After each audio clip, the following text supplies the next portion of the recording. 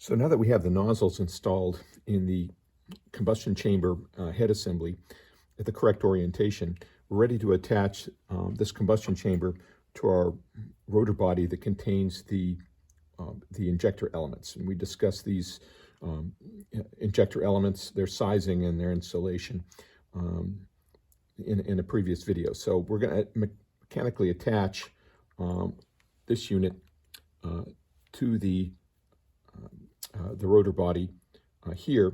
And what we use for that is we use a series 12, in fact, of 256 hex head flathead fasteners.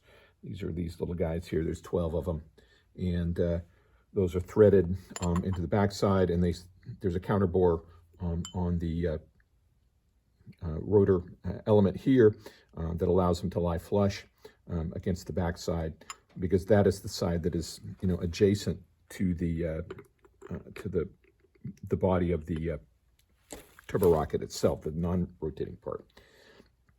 You can see on the front side we've already installed our 256 fasteners here. These are a button head hex head fastener because there isn't a constraint on putting those out, though a flathead would have worked well, but in this case we didn't use that. So another element worth mentioning on the assembly here is that there's a magnet here for the sensing of the RPM. So when that magnet passes by our Hall effect sensor here during rotation, it generates a pulse that we can pick up and record and process that signal to generate the RPM pickup on that. And this system, using a small magnet and the Hall effect sensor, has worked well for all the RPMs that we've run, and so it's a good solution. It's easy, simple, cheap, and robust. So the other last element that's worth mentioning is that to seal the surface, we'll use RTV here and coat it on this surface, on these respective sealing surfaces, so that is sealed. The faceplate of the combustor has already been attached and sealed, so it's in good shape, ready to go. And so now we'll do the same process for the aft side. We'll apply RTV here, and then we'll bolt this together.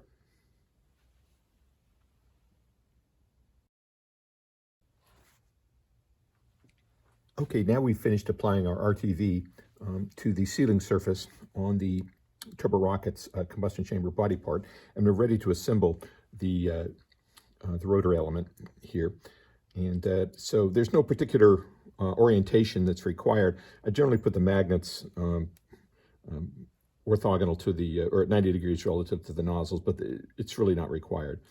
And so we're just going to place this on here and use our 256 flathead hex bolts to tighten everything down, and see how that goes. We've just applied this coating on, trying to keep the RTV out of the holes. Not that it's required, but that may help us, have a better experience with the operation of the unit. So we'll go ahead and get going on that. I should also note that there is a anti-seize compound applied to the 256 flathead bolts that will make it easier to take apart after a heating cycle. Okay, so we're just going to put this on, and the bolts should align with the holes, so that's all good, all looking good. And then we'll just put in our fasteners.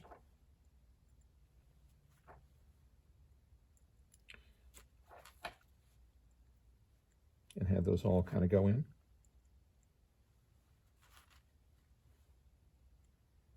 All 12 of them.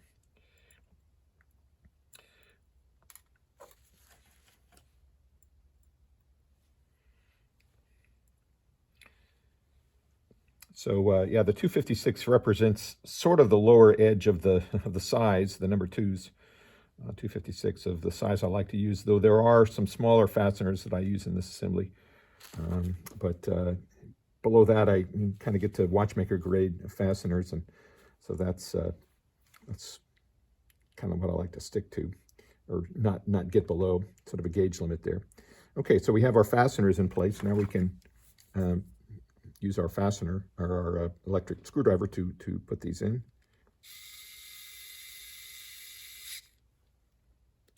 We'll do it like assembling the lug nuts on your automotive application. 12 fasteners sometimes takes a while, but it's all good, man.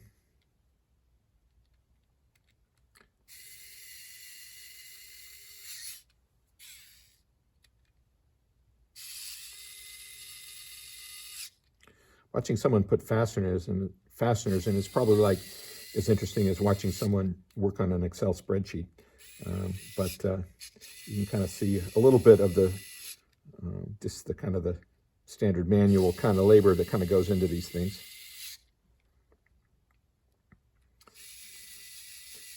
I'm hoping that this will kind of show some of the mechanical simplicity of the system, such that anyone so inclined to build their own Turborocket engine can be inspired to work on this and build their own.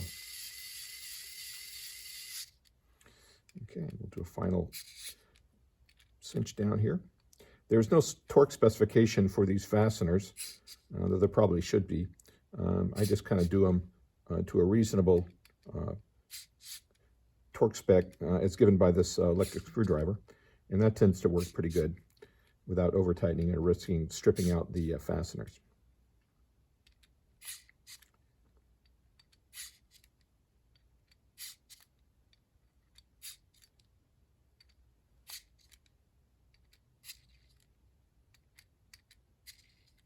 Okay, so that completes our assembly of that unit.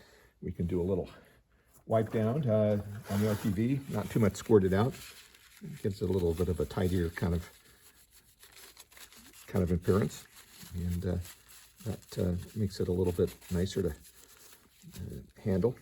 We don't get RTV all over everything, and so that's that component of it. And now we're ready to take this unit, and we'll be installing it into the body of the Turborocket unit, this Mark VI unit, using a series of seals, additional seals, and our bearings.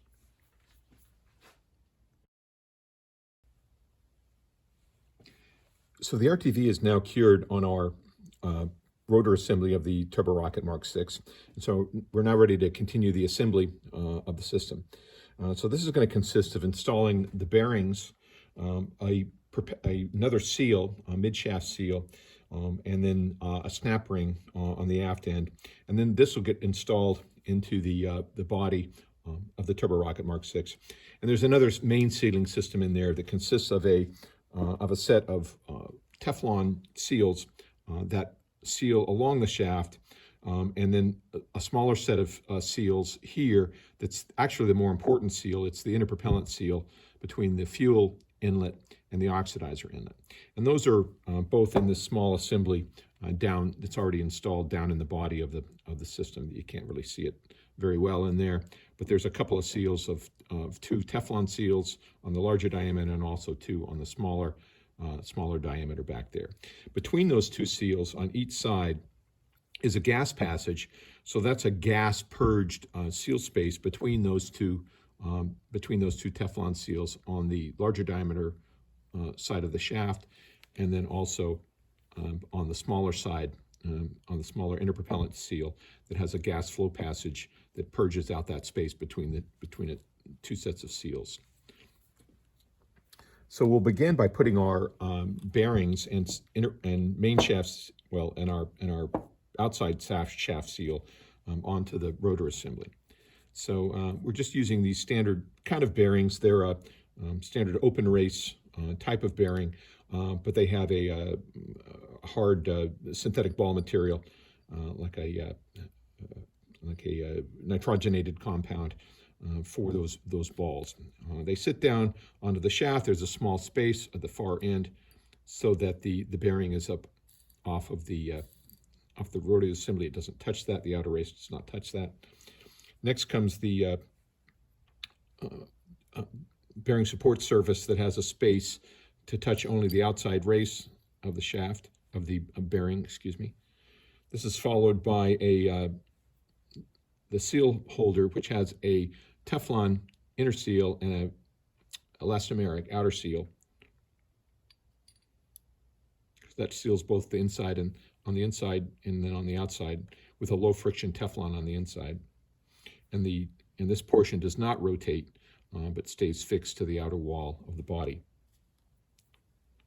Then our next bearing, identical to the first. So those elements can all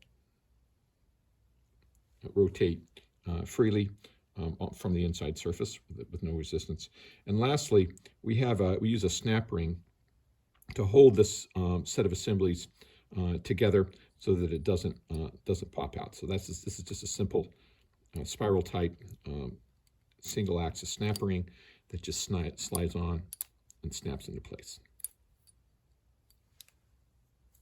And then that assembly is secured from coming off actually.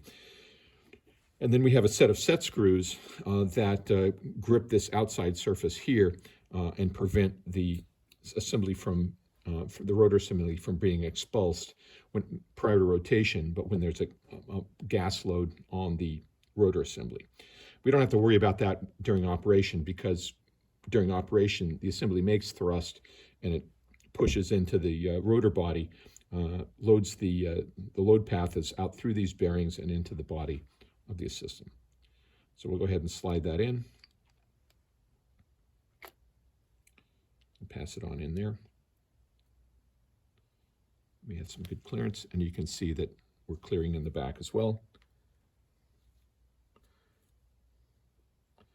Then we can turn these set screws and lightly grip on the bearing assembly. This will allow the bearing to be held in, the seal holder to be held in place, and will not allow the rotor head to be expulsed if there's a gas load during initial startup.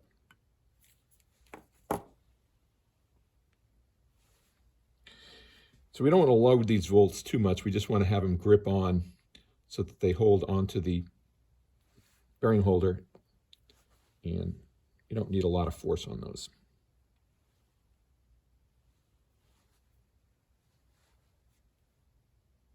Okay, those are all well in place and finger tight, and there's no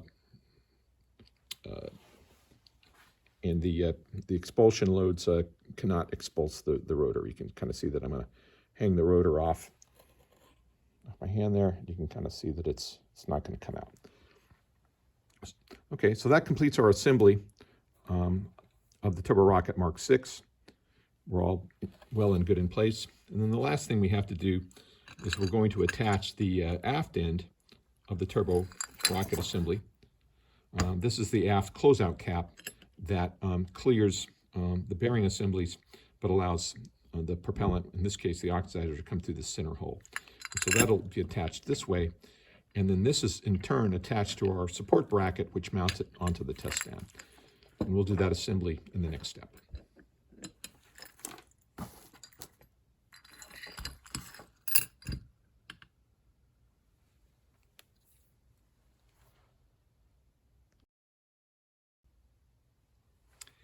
The aft cap, which attaches and is the sealing closeout on the aft side, actually provides the correct spacing for the front end. So with this raised surface here, when we bolt this onto the aft end, it pushes out the front surface to the correct clearance distance on the front. You can kind of see that. I'm going to push this in. You can kind of see that when this is clamped in position, this is now at the right position. Through bolts connect the aft cap to the main body, but they also go through our support structure, and so these bolts pass through the support structure, and then they go into the corresponding bolt holes in the body.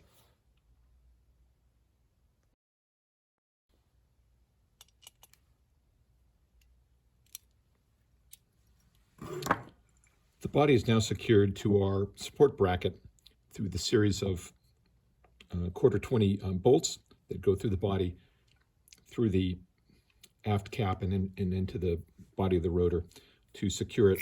And then this will be mounted onto the test stand.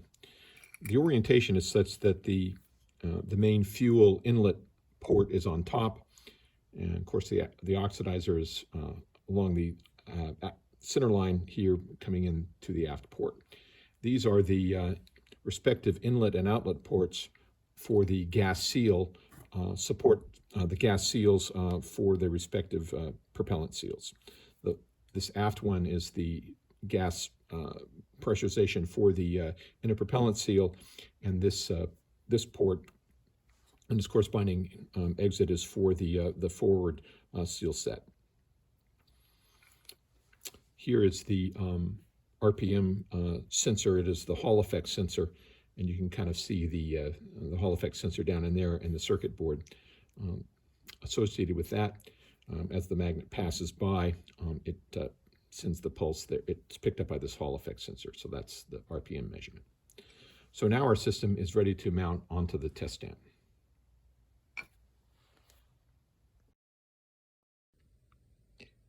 With the Turborocket Mk VI unit now completely assembled, we can attach it to our test stand, and we just use this large angle bracket here to attach it to the stand. It goes down through these corresponding holes here, and with that installation, we can nut that down, and that will attach the rocket engine to the test stand, and then we'll continue attaching these plumbing fittings for the fuel here and then the oxidizer here. Those will attach to the corresponding ports on the Turborocket engine.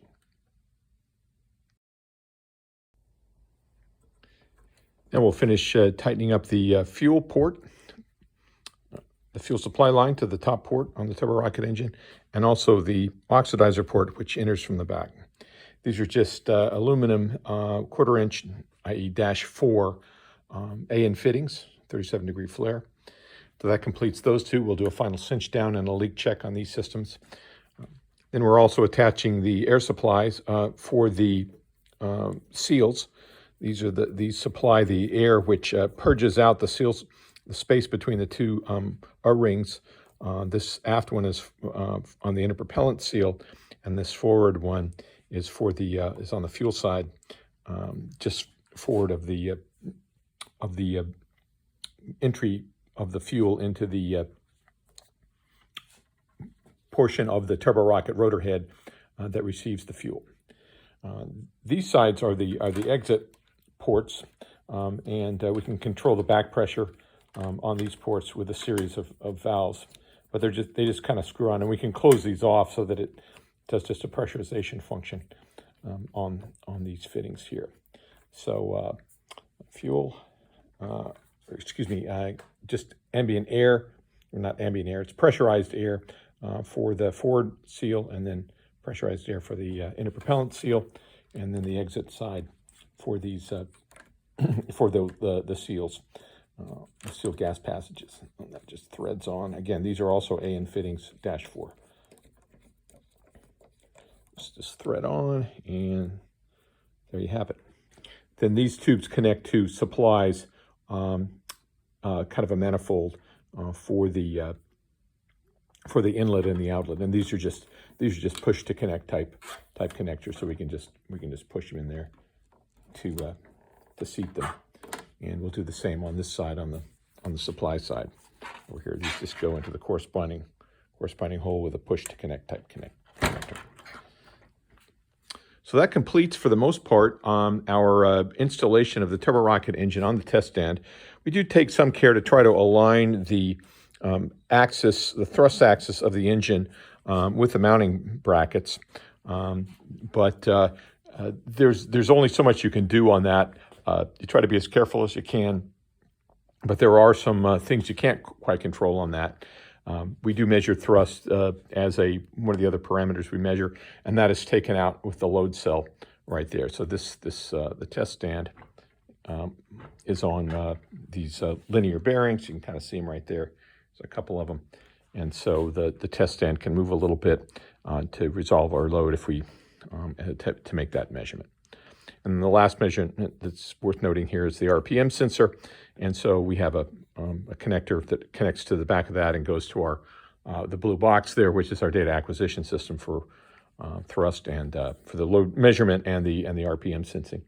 And so we'll hook that up. But for the most part, our system is now mechanically installed. The Turborocket Mk VI engine is mechanically installed on our test stand.